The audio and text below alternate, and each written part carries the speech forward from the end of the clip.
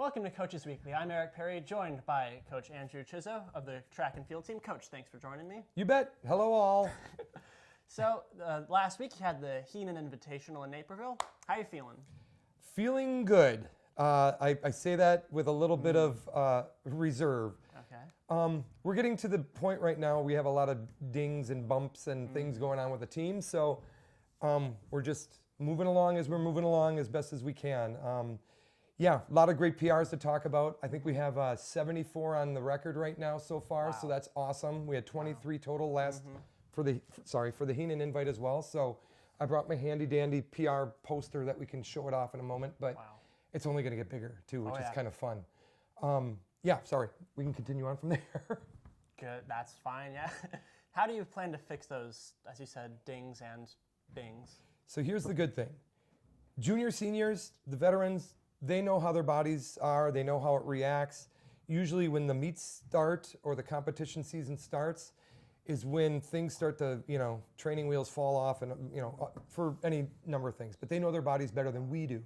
So we trust them when it comes to taking care of themselves, either pre-treating themselves before a meet or practices, which is really important, and post-treating themselves via meets and practices. Freshmen don't know. So when you're dealing with that, the sophomores kind of fall in that boat too. Well, coach, what do I do? Do I see a trainer? I don't know. How severe is it? I don't have your body on a scale of 1 to 10. That's usually our litmus to before, they see a trainer. And that being said, after they get treatment, should I still be seeing a trainer? I don't know. What did they say? If you're getting the treatment and it's helping you, learn what that treatment is from them, and you can do it without their help in that sense and continue forward until you're feeling better. Okay. Or if it's something more severe, then by all means, keep seeing the trainer. But that's kind of where we're at right now. Gotcha. Okay.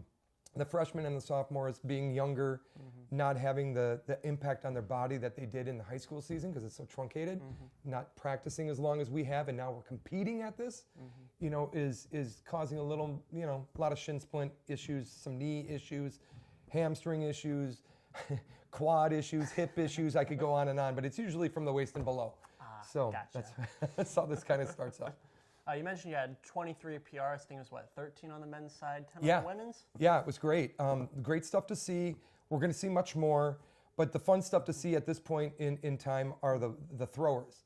So you have the shot put and weight toss, and when they make gains in those throwing events, it's not by a couple of inches or a few inches. It's usually by a meter, which is great because you're like, I thought he was a better thrower than that. And the next thing you know, now he's getting to be that point, So that's what's really fun and exciting to see. And a lot of times too, in the high school level, you're not privy to the training for weight toss or hammer toss.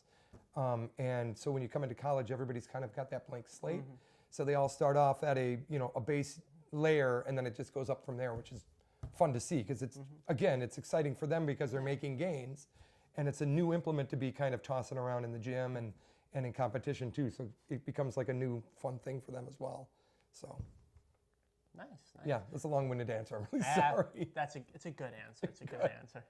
You had actually been in Naperville the week before, so did knowing the layout of everything help your athletes, you think? Yeah, I love North Central's facility. It's one of the best in our area. Aside from Gately, it's a great competition place, 200-meter flat track. And I got to admit, I kind of assigned it that way where we were there one week and then there the subsequent week. For the younger individuals. They've been there, they know the competition that's there. The second week was a little bit more competition, which was even better. So it wasn't as small as the meet before and kind of get their feet wet, so to speak, in certain events and stuff as well. And, and competing on that, again, knowing where to go, how to get there, what the things are prior to and post, and working from there, which was great. Okay. Yeah. What goes into building the track and field schedule?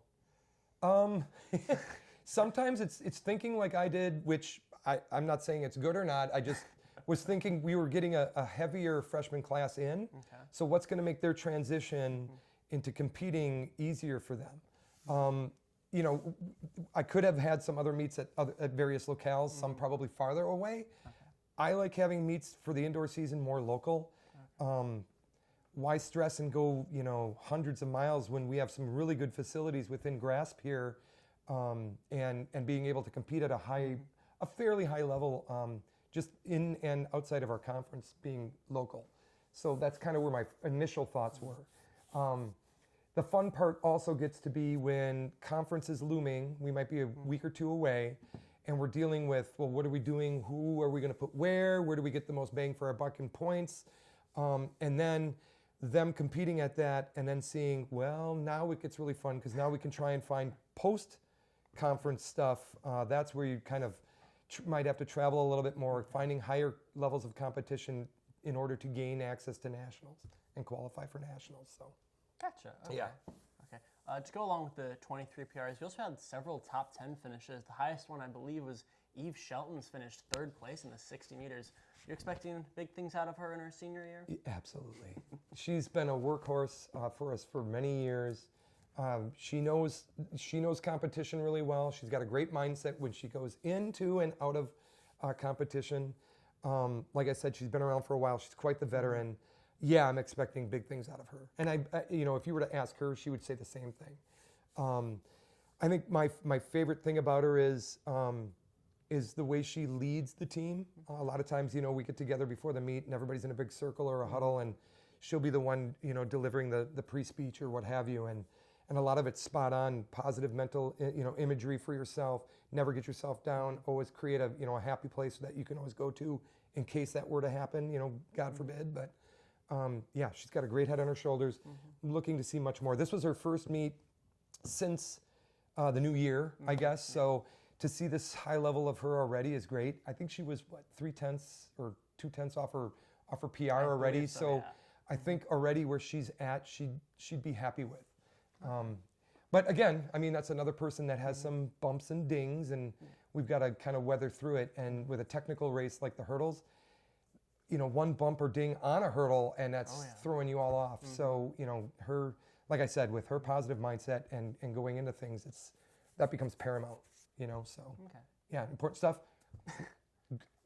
So wanting to see more out of her. We definitely will. We absolutely will. All right. What are some other athletes that you're expecting and hoping to see big things out of this season? From what I saw out of the throwers, I think most, if not all of the throwers PR'd, and most, if not all of the throwers PR'd by like a meter or more. Wow. So there's a lot of good stuff there. Wakir Jones is looking to do some damage. I know we have Brandon Monford healthy this year. He's another good one that is one to watch. We have our 400-meter specialist on the guys' side, Miguel Sanchez, whose times right now he would probably not be happy with, but we are, because he's at a higher place than he was last year at this time. It's just, with a lot of these events and, when you're at a meet, those things have to happen at a specific time. And that's the interesting and mental kind of side of things that with track and field that is so different than maybe it is similar to other sports. In a throwing event, you get 3 throws, and if one is far enough, you'll be in finals. But those 3 throws have to be on. You have to be executing at a high level for that to happen. And, with the competition levels that we have, if you don't meet that criteria, or if you have a bad day, you might have good things that happen, but the end result isn't what you like. That happens quite a bit with field events as well. With the running events, we have the rest of the season in terms of before the indoor conference that a lot of things can be ironed out. Coming out of your blocks is a journey that you have to undertake. No one gets the blocks right away. Just ask Austin Knight. He's another one to watch, by the way, in the 200. It takes a level of craftsmanship and commitment and that kind of desire to just keep working at it. It'll come. A lot of this stuff, I hate to say it, is more of a marathon in thinking and not a sprint. And the more times that we as coaches can deliver that message, obviously in a positive mindset, in a positive way, the better it gets received. And that's all that we ask for. I have a lot of freshmen that have come in. They want to make noise. They want to do this. They want to do that. It's like, we got a lot of fundamentals to work on. Like, it's going to take a little while, and be prepared for that because it's a lot of practice time before you will be good or great or, up to your standards. So, yeah. Sorry, another long-winded answer. But another good answer. Thank you. All right, so then this Saturday coming up, you got the Aurora Grand Prix. What are your expectations and goals for it? So one thing I'll say, you're going to see a lot more PRs. Gately complex. I forget what it's named now. James Worrell Sports Complex or something like that. I think. It delivers fast times. So unlike North Central, great facility. It's a flat 200 meter. The Gately complex is a banked 200 meter. So that holds those velocities around the curves. And so it tends to be a very, very, very, very fast track. Okay. So that'll be fun to watch. We have some individuals that are still coming out of being hurt or injured. So it's a 50-50 whether they'll be competing or not. So we'll have to see. And there was a cap to the limitations on how many people we could have per event. So that's another little interesting thing that we have to play cards with in a sense is who do we put in the 200, who do we put in the 60, who do we put in the relays, stuff like that. So I think the best thing out of this is we may see a run for the indoor 4x4 on the guys' side for a record, which would be great. We have some individuals that we're going to be trying out with a lot of that stuff and see how that, I don't want to call it an experiment because we all know they're going to do well. Yeah. It's just how well, right? So obviously you can have many things happen with handoffs and stuff like that too. But I think we're going to see a lot of good times. I'm hoping for, a lot of good things out of the jumpers as well. We'll have to see. They're kind of a dinged up crew right now too. So, again, a lot of PRs out of my jumps crew early on, but now we're kind of seeing the longevity is we work hard during the week. So if we can, keep that level of intensity throughout the week and keep it more consistent, I think we'd be able to see a lot more PRs with the jumps crew. But, from what I've seen so far, it's going to be great. So. Well, glad to hear it. I think that's all the questions I have for you this week. Thanks. Once again, thanks for joining me. I mean, I'm willing to make this take a half an hour if you'd like. I could keep talking. It's what I'm best at. No, that's fine. Never mind then. Okay. Once again, this was Coach. Thanks for having me. Thanks for being here. Oh, wait. We got to show off the PR board. Oh, we do need to show off the PR board. It's All beautiful. Right. 74 total PRs. Beautiful. So this is basically 4 meets worth of work.